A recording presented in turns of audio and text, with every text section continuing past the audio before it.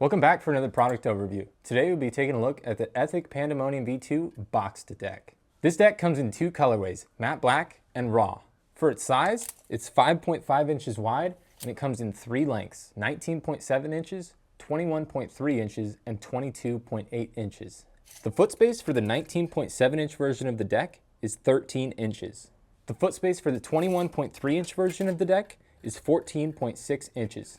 And the foot space for the 22.8 inch version of the deck is 16.1 inches. The head tube angle on this deck is 83 degrees. It's made of 6082 aluminum, which is stronger than the industry standard of 6061 aluminum. It comes with a sheet of pre-cut grip tape for a really easy installation. It also comes with Ethic's new fender pre-installed, and they include their flex brake in the packaging, so you can choose whether to ride a fender or a brake. As is the case with all Ethic decks, the brake is mounted on the bottom with one large bolt.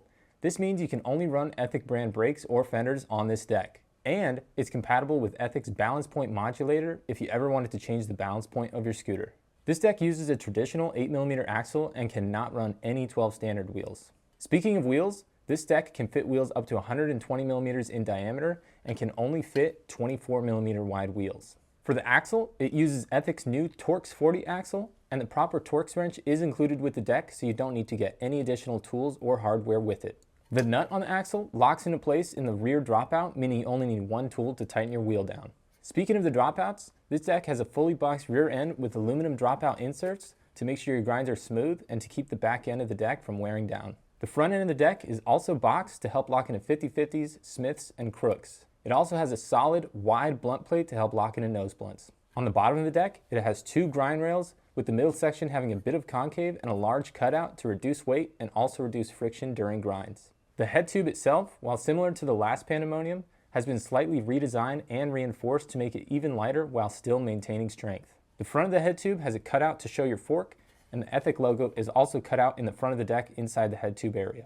Now, for the most impressive thing about this deck, let's see how much it weighs. With all the included hardware, the 19.7 inch version of the deck weighs in at about 2.52 pounds. The 21.3 inch version weighs in at 2.65 pounds, and the 22.8 version is 2.79 pounds. This is one of, if not the lightest box decks on the market, especially for its size. So if you're looking for a really lightweight street or hybrid style deck, pick this up at the Vault Pro Scooters.